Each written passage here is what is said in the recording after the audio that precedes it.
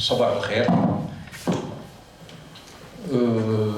Pour faire la transition, donc parler de biodiversité, parler de plantes, les compléments alimentaires est un segment important utilisateur de plantes, notamment de plantes médicinales et aromatiques. Pourquoi le choix de la problématique concernant la réglementation? Parce que c'est un sujet d'actualité actuellement. Il n'y a même pas 2 semaines ou 3 semaines, le ministre chargé des produits pharmaceutiques a avancé un chiffre de 500 millions de dollars. 500 millions de dollars qui est octroyé à l'achat des ce qu'on appelle les compléments alimentaires. Et donc c'est un segment important. Deuxième point, c'est que le ministère chargé des produits pharmaceutiques se charge officiellement maintenant du volet réglementation en association avec le ministère du Commerce et d'autres ministères pour essayer d'asseoir un cadre juridique concernant qui peut plus ou moins faciliter la tâche aux professionnels pour aborder la production et la commercialisation, en même temps assurer la sécurité, ce qui est le plus important, assurer la sécurité du consommateur. À travers ma conférence, vous allez voir que c'est une chose assez compliquée à faire. Ce n'est pas un problème de décret, parce qu'il prépare un décret, c'est beaucoup plus ce qui va avec le décret. Donc mon intervention va être organisée comme suit, c'est-à-dire qu'on va parler un petit peu de ce qui se passe en Algérie d'une façon assez sommaire, parler ensuite parce que dans les compléments alimentaires, il y a des choses qui marchent et d'autres qui ne marchent pas. Assez souvent, ça ne marche pas. Donc on va donner quelques exemples pour essayer d'orienter l'audience. Parler de la partie réglementaire, et là, on a fait un travail depuis 6 à 7 années pour essayer de voir tous les pays et de voir la façon par laquelle ils sont en train d'organiser, d'essayer de légiférer par rapport aux compléments alimentaires. Et de là, on propose quelque chose par rapport à la réglementation en Algérie. Et bien entendu, il y a, pour entrer dans le vif du sujet, il y en a de traditions qui entre la pharmacie, des tisanes, etc. Et puis, les choses ont évolué un petit peu. On s'aperçoit que dans les pharmacies, on a ce qu'on appelle les macérats huileux, c'est-à-dire des plantes qui sont mises en macération et mélangées avec de l'huile ordinaire, de l'huile alimentaire, et puis on filtre et on met dans des flacons. Et les choses ont brusquement évolué avec l'apparition de produits très compliqués, de produits proposés pour tout segment. Et de là, le consommateur, vu qu'il est toujours attiré par tout ce qui est naturel, et les compléments alimentaires le font savoir, composition, produits, plantes, etc. Et ils abordent souvent des segments qui frôlent un petit peu le domaine pharmaceutique, c'est-à-dire des propriétés pharmacologiques. Et de là, il y a danger. L'habillage qui est fait aux compléments alimentaires, celui qui n'est pas averti, les assimile à des médicaments. À un certain moment, il y avait une confusion. On ne savait même pas où chier. C'est un complément alimentaire. Même le pharmacien, assez souvent il est absent, c'est le vendeur de la pharmacie n'a pas le recul nécessaire pour conseiller ni la formation, ni le recul nécessaire pour conseiller le consommateur. Donc les segments actuellement proposés, donc c'est des à la limite, quand on parle d'articulation, de douleur articulaire, c'est beaucoup plus médical qu'autre chose. Mais les compléments alimentaires ont abordé le segment des articulations. Traditionnellement, la digestion, la fatigue, la minceur, le sommeil, stress occasionnel, pas chronique, l'humidité, etc., c'est du domaine des compléments alimentaires, mémoire, concentration. Donc, les segments les plus importants. Vous voyez qu'il il ne fait pas référence au diabète, à l'hypertension, etc. Donc ce n'est pas du domaine des compléments alimentaires. Les compléments alimentaires, c'est beaucoup plus d'un point de vue physiologique. C'est-à-dire si on a une constipation occasionnelle, ce n'est pas une maladie. C'est un stress et certains facteurs qui font qu'on évacue. C'est pour cela qu'on utilise les compléments alimentaires. Mais parler de compléments alimentaires et de diabète, etc., c'est même chose. Donc les chiffres sont là. Hein.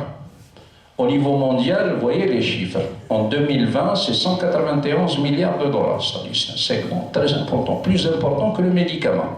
C'est pour cela qu'actuellement, nos industriels se tournent vers les compléments alimentaires, d'abord par l'importation, et vu que l'importation est limitée aux intrants maintenant, on n'accepte plus de ramener, on a suspendu du moins l'importation des compléments alimentaires finis.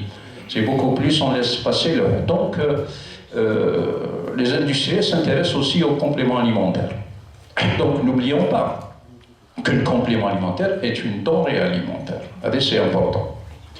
Donc, des définitions qui sont données en plus point en point. Le point le plus important, d'abord, comme je l'ai dit, c'est une denrée alimentaire. Ça apporte un effet nutritionnel et physiologique, et de là, on élimine tout ce qui est pharmacologique et thérapeutique. Et ce qui est le plus important, c'est sous forme de dose, c'est-à-dire qu'on va avoir des portions journalières à consommer, sous forme de comprimés, ou de volume, ou autre chose. On ne peut pas prendre une boisson comme ça, sans mesure, et la considérer comme un complément alimentaire. On ne peut pas prendre un sachet de poudre et le considérer comme un complément alimentaire. Il faut qu'il soit accompagné d'un dosage précis. Donc, à l'intérieur, bien entendu, on va retrouver des plantes, on va retrouver des nutriments, vitamines et minéraux, on va retrouver des substances pures, et on va retrouver aussi d'autres substances traditionnelles telles que le miel, telles que la gelée royale, etc. Et ce qui dérange beaucoup plus, c'est ce produit, cet ingrédient, ce qu'on appelle les nouveaux foods. C'est-à-dire, si on va prendre une plante qui est traditionnellement utilisée, on la fait passer par un processus de purification, de standardisation, etc. Ça devient un nouveau aliment qui a un autre profil toxicologique que la plante de départ. Si je prends une menthe, je fais un extrait, je le purifie, etc. D'un niveau toxicologique, ce n'est pas la même chose. Donc on ne peut pas considérer un extrait au même niveau qu'une poudre. Donc il y a toute une réglementation qui a été développée au sujet de ce qu'on appelle les nouvelles foods. Donc pour clôturer ceci, c'est qu'on ne doit pas parler de propriétés pharmacologiques, ce qui n'est pas évident. Donc pour résumer, les ingrédients qui sont interdits, tout ce qui a une propriété pharmacologique, et tout ce qui a trait, un produit quand il est présenté à titre préventif ou la curative, etc., ça fait allusion à un médicament, donc c'est exclu des compléments, du domaine des compléments alimentaires. Donc un complément alimentaire, c'est beaucoup plus qui entretient des fonctions physiologiques normales par un effet nutritionnel, dit effet physiologique, le médicament, bien entendu, par un effet pharmacologique. La frontière entre les deux n'est pas évidente, c'est à travers ces exemples que je vais citer. C'est la même plante, c'est le même extrait, c'est le même dosage. Hein? Maintenant, vous avez le médicament que vous connaissez. L'intitulé de l'indication, traitement symptomatique des troubles cognitifs du sujet âgé, c'est-à-dire la perte de mémoire et d'autres symptomatologies. Et de ce côté-là, pour maquiller un petit peu la chose, on parle d'allégation, maintenir une bonne mémoire. Effectivement, il y a eu des études concernant l'utilisation du ginkgo biloba, qui est une plante qui nous vient d'Asie, concernant la mémoire, etc., mais elle n'est pas concluante. Donc, elle est d'ailleurs exclue des domaines des indications concernant le médicament. Si je parle du millepertuis, c'est une plante qui existe chez nous. Elle est très répandue. Elle est proposée à court terme dans le cas des dépressions modérées et légères. En Allemagne, c'est en première instance, quand une personne présente un état dépressif, on lui propose en premier lieu l'utilisation d'une plante qu'on appelle le millepertuis. Si ça ne répond pas, on utilise d'autres molécules chimiques qui ont prouvé leur efficacité. Eh bien, la même plante l'est proposée dans les compléments alimentaires, mais on joue sur les mots. Donc, participe au bien-être physique et mental, ce qui est large comme truc, aide à maintenir un sommeil sain et une humeur positive. Hein? Alors que c'est le même extrait, c'est le même dosage. Sen al-Mekki qu'on appelle le séné pour la constipation occasionnelle, donc elle est proposée dans la constipation occasionnelle, on la retrouve dans le cas des compléments alimentaires également pour maintenir un bon transit intestinal. Et là, c'est plus évident parce que le séné a des molécules bien définies avec un mécanisme d'action bien défini. Là, c'est purement du domaine pharmacologique. C'est un médicament à base de plantes. Ça ne peut pas être un complément alimentaire. Là, il est commercialisé. D'ailleurs, vous voyez un petit peu, c'est le même laboratoire en Europe. Mais à un certain moment, ils le refont arrêter de commercialiser sous forme de complément alimentaire pour l'argumentaire que les molécules qui interviennent, le mécanisme il est connu, etc. C'est un médicament à base de plantes. Donc, bien entendu, quel est le bénéfice qu'on peut tirer des compléments alimentaires? Et d'un point de vue innocuité, est-ce que les compléments alimentaires peuvent poser de problèmes? Donc, en cas d'allaitement ou de grossesse, par l'interaction des médicaments ou les effets secondaires, par rapport aux gens âgés, polymédiqués, c'est-à-dire qu'ils consomment plusieurs médicaments à la fois, est-ce que prendre une plante peut poser problème? Donc, je donne un exemple par rapport à ce qui ne marche pas d'abord, le graviola. Il y a une publicité atroce par rapport à l'intérêt du graviola et le concept. Hein. Donc, on s'est intéressé à ce sujet-là. Et là, il y a une base de données où toutes les études cliniques effectuées sont retracées. Eh bien, on n'a trouvé aucun résultat ayant trait à une évaluation clinique du graviola. C'est uniquement des études chez l'animal. Hein, c'est le modèle animal qu'on ne peut pas transposer chez l'homme. Ce qui marche. Je ne sais pas si vous avez pris connaissance de ce fruit qu'on appelle le cranberry. C'est un fruit qui est très dominant, très présent au Canada. Actuellement, il est proposé pour la santé des voies urinaires, notamment chez la femme qui a des infections à répétition. Hein? Il n'a pas d'activité antibactérienne proprement dite, mais beaucoup plus les molécules, comme on va le voir dans le transparent qui va suivre, les molécules qui sont à l'intérieur, ils vont se fixer sur le site où se fixe la bactérie. Donc empêcher la bactérie de se fixer sur le site. Donc si on a l'utilisé, on l'utilise après traitement aux antibiotiques dans la phase chronique et puis pour prévenir le malade, on l'utilise. C'est pour le problème d'articulation. Pour le problème d'arthrose, il y a beaucoup d'études cliniques qui ont prouvé l'efficacité du griffe du diable. La badiane, vous la connaissez certainement parce qu'elle nous rappelle Habet Halawa. Donc tout ce qui est trouble digestif d'origine gaz, etc. Vous avez le coquelicot pour le sommeil, le chardon-marie. Chardon-marie, c'est pour le foie. Un foie paresseux, une digestion associée à un mauvais fonctionnement du foie. On peut stimuler le foie par rapport à ceci. Le séné, on le connaît pour la constipation, pour la circulation. Donc ce sont des plantes qui ont prouvé leur efficacité et qui sont utilisées sans aucun problème. On appréhende les caractéristiques thérapeutiques, le dosage, les effets secondaires, etc. Donc également pour le problème de sédation et le problème d'anxiété, de troubles du sommeil, il y a des solutions. Le passiflore qui existe chez nous, vous avez la mélisse, la citronnelle, vous avez également le houblon et la valériane. La valériane est une plante qui a fait l'objet de beaucoup d'études cliniques et qui prouve que la valériane améliore la qualité du sommeil. Elle ne rapproche pas le sommeil, elle n'allonge pas le sommeil, mais beaucoup plus, vous avez un sommeil non perturbé. Il ne se réveille pas, il a un sommeil de qualité.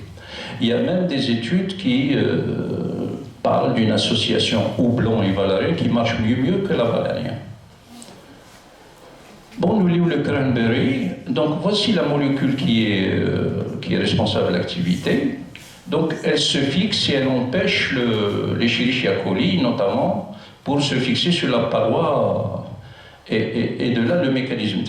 Les études qui consolident l'utilisation du cranberry, il y a même un avis de l'agence européenne sur ce cas-là. Donc le gingembre. On connaît le gingembre, les vertus notamment en ce qui concerne le vomissement. Les gens qui ont un problème qui ont des nausées, des vomissements, la femme enceinte, les gens qui voyagent, le gingembre est efficace dans ce sujet-là. Il y a des études. Vous voyez, c'est l'agence européenne qui a arrêté les indications. Vraiment, il y a une véracité concernant l'intérêt du gingembre, à un certain dosage, bien entendu. Vous avez également le curcuma. Assez souvent, on associe la pépérine au curcuma ou au poivre pour des raisons de biodisponibilité, parce que le curcuma, les principes actifs ne sont pas assimilés, ou là, un faible taux est assimilé. Pour augmenter la quantité qui est assimilée, on utilise en association le poivre, la pépérine. Des plantes qui marchent aussi pour le problème d'arthrose, le boswellis, qu'on appelle l'oubel. C'est formidable. Tout ce qui concerne l'inflammation, mais tout le tractus. Si vous avez un problème d'aft, l'aloe vera, je parle du gel d'aloe vera, l'intérieur, pas ce qui se trouve ici. C'est les principes qui causent c'est un effet irritant. C'est l'aloïne, en principe, la substance amère. D'ailleurs, si vous voulez savoir si le gel il est bon, là, vous le goûtez. Si vous avez une amertume derrière, ça veut dire mouchmleh. Donc, le fait qu'il soit insipide, etc., sans amertume, c'est un bon gel. Donc, le gel, il est extraordinaire par rapport à ce qui se dit concernant les études cliniques. Si vous avez un problème d'aft, il suffit de se rincer la bouche 2-3 fois par jour et les aftes disparaissent. Si vous avez une inflammation du côlon, un mauvais transit, etc., il est très bon dans ce sens-là, avec un certain dosage, bien entendu. Le principe actif AO, donc c'est une molécule très longue qu'on appelle polymano-galactoacétate, qu'on appelle purement acémanane ou aloveros, tout dépend du fabricant. Donc je rappelle que pour tout ce qui est inflammation et tout ce qui est aft, il a prouvé son efficacité. Les études qui consolident l'utilisation de l'aloe vera dans différents domaines, même prendre de l'aloe vera chez les gens âgés, ça permet de mieux assimiler les vitamines, ce qui est important pour les gens âgés qui ont une mauvaise biodisponibilité, donc on peut associer l'aloe avec il y a des études qui le disent. Donc, comment rechercher l'évidence concernant l'innocuité et l'efficacité des compléments alimentaires? Il y a une approche. L'approche classique, c'est les études randomisées, etc. Mais une approche actuelle proposée par l'OMS qui parle d'autres preuves, notamment tous les rapports qui proviennent de l'Agence du médicament, qui proviennent de l'Agence du médicament française, de l'Agence du médicament allemande, de tout ce qui est en Grande-Bretagne et bien entendu américain. Donc, concernant l'EMA, vous voyez toutes ces plantes que l'absinthe, l'aloe, etc. Si vous cliquez, vous avez un rapport de près de 46 pages qui vous parle de toutes les études qui ont été faites et la conclusion des experts européens par rapport aux indications, par rapport au dosage, etc. Donc c'est quelque chose de très important. Et je ne sais pas si ça va être tout le temps disponible, mais c'est une mine d'informations. Et ceux qui travaillent actuellement sur les compléments alimentaires devraient normalement s'intéresser à ceci. Donc vous voyez le type d'indication. Je reprends le cas du cranberry. Les experts européens arrêtent l'indication. Il y a 2 indications qui sont arrêtées. Le problème d'infection urinaire. Vous avez l'indication, vous avez la cible, le dosage, qu'est-ce que vous prenez en dose journalière, la durée d'utilisation, la méthode d'utilisation bien entendu, les contre-indications, tout ce qu'a besoin le médecin pour bien utiliser le produit. Les rapports de l'agence européenne, une association européenne qui a travaillé au début par rapport aux plantes, donc elle rédige des plantes, des rapports complets. Ceci, c'est l'agence allemande de phytothérapie qui fait la même chose. Elle rédige des rapports. Vous avez l'OMS également avec les 4 volumes TAHA qui sont disponibles. Il suffit d'écrire monographe en medicinal plant et vous avez le téléchargement des 4 monographies. C'est des ouvrages gratuits. C'est pour cela qu'il est intéressant de les télécharger. Maintenant, sur l'aperçu réglementaire. Donc, il y a un côté de l'agence, parce que Hadith, c'est l'agence spécialisée dans les compléments alimentaires, tout ce qui est denrées alimentaires. C'est la sécurité des aliments. Ce n'est pas l'agence du médicament. Donc, Hadith, elle se spécialise dans tout ce qui est compléments alimentaires, denrées alimentaires, etc. Et de l'autre côté, vous avez le Food Drug Administration qui fait le travail du côté américain. Elle s'occupe du médicament et des aliments. Donc, pour les Américains, avant de commercialiser un complément alimentaire, vous devez le déclarer. Vous donnez les éléments nécessaires et vous le commercialisez immédiatement, sans avoir l'avis du FDA. Par contre, du côté européen, c'est différent. Le dossier il est très complet, très lourd à faire, et vous ne devez pas commercialiser le produit tant vous avez l'agrément. Ça, c'est important. Hein? Mais en essayant de voir ce qui se passe un peu partout, on s'aperçoit que les pays comme la Suisse, le Canada, la Grande-Bretagne et étonnamment la Côte d'Ivoire penchent beaucoup plus vers l'approche européenne. Alors que d'autres pays comme l'Iran, l'Inde penchent beaucoup plus vers le côté américain. Ou Jazair Makash. Inch'Allah. Donc la législation européenne, un exemple à suivre. Donc, il va y avoir un décret. Hein?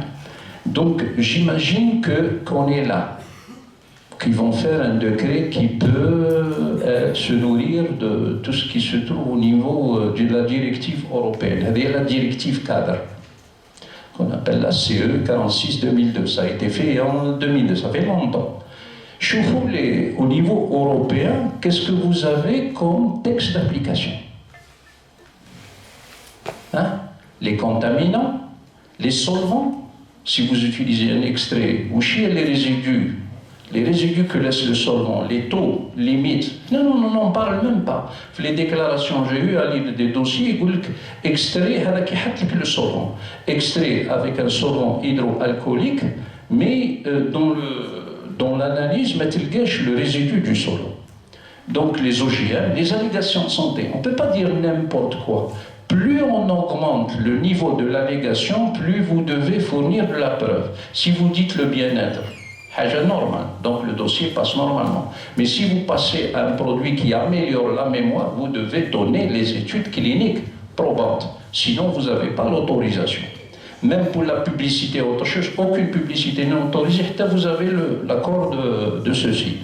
Les additifs, les nouvelles foods, les substances interdites, tout ce qui est bio, les compléments alimentaires, même bio. Voilà la certification. Est-ce qu'elle est d'actualité, etc. Ce n'est pas le cas. La liste des nutriments autorisés, l'hygiène Vous voyez un petit peu le socle sur lequel se base la directive. Donc je m'étonne un petit peu si on va mettre la directive ou les trucs d'application. Donc justification des allégations. Je vous le niveau européen concernant les nutriments. Il vous dresse les nutriments et il vous arrête les restrictions, les dosages, etc. C'est-à-dire vous ne pouvez pas faire n'importe quoi. Ils ont la listing des nutriments, les sources, et bien entendu l'allégation qui est collée. Vous réclamez une allégation si vous avez un dosage au-dessous de 15%. Il faut que ce soit 15% au talent. En sachant que, par exemple, dans les vitamines, il y a les vitamines qui sont dangereuses, liposolubles, qui peuvent s'accumuler dans le corps. Et là, ils ont fait ijtihad tani, c'est-à-dire que pour les vitamines qui posent problème, ils ont fixé les doses maximales à ne pas dépasser.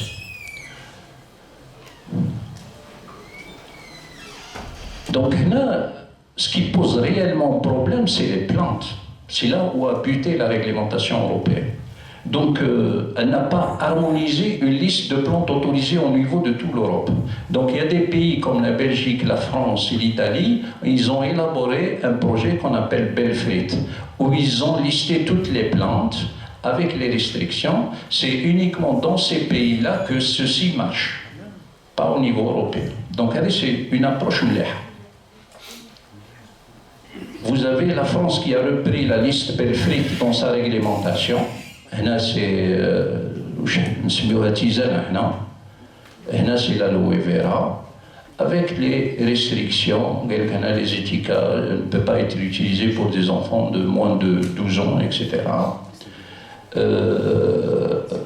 Il y a aussi le SINADIED, c'est le syndicat européen des compléments alimentaires, très actif, il a également fait une liste. Vous avez également pour les substances telles que la caféine, la carnitine et d'autres substances, vous avez le dosage maximal à ne pas dépasser.